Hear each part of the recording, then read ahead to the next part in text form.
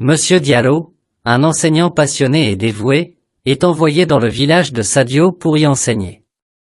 Il gagne rapidement le respect et l'affection des villageois et des élèves grâce à sa pédagogie bienveillante et son engagement.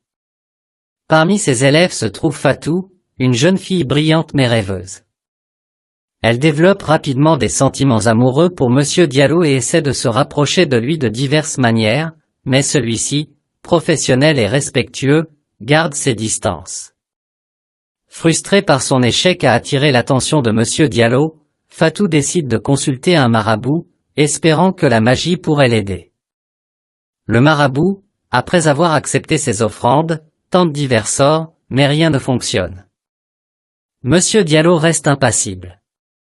Désespéré, Fatou élabore un plan avec ses amis pour accuser Monsieur Diallo de viol.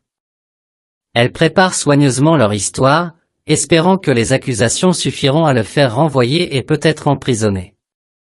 Leur complot est entendu par une villageoise, Aminata, qui garde cette information pour elle, cherchant le bon moment pour intervenir. Un jour, Fatou et ses amis portent leurs accusations devant le chef du village et les anciens. La communauté est choquée et en colère.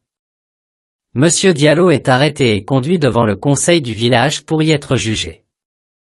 Malgré ses protestations d'innocence, les preuves fabriquées semblent accablantes. Le jour de la sentence, alors que tout semble perdu pour Monsieur Diallo, Aminata se lève et demande la parole. Elle raconte en détail ce qu'elle a entendu, dévoilant le complot de Fatou et de ses amis. Sa révélation crée un tumulte parmi les villageois. Fatou, acculé, finit par avouer son complot sous la pression des anciens et de la communauté.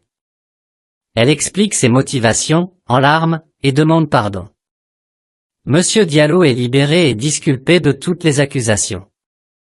Malgré la gravité des accusations, Monsieur Diallo, avec un cœur magnanime, pardonne Fatou et ses amis, demandant à la communauté de faire de même.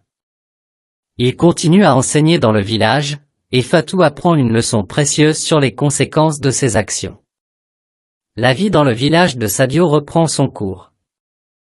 La réputation de Monsieur Diallo est restaurée, et il continue à être une figure respectée et aimée.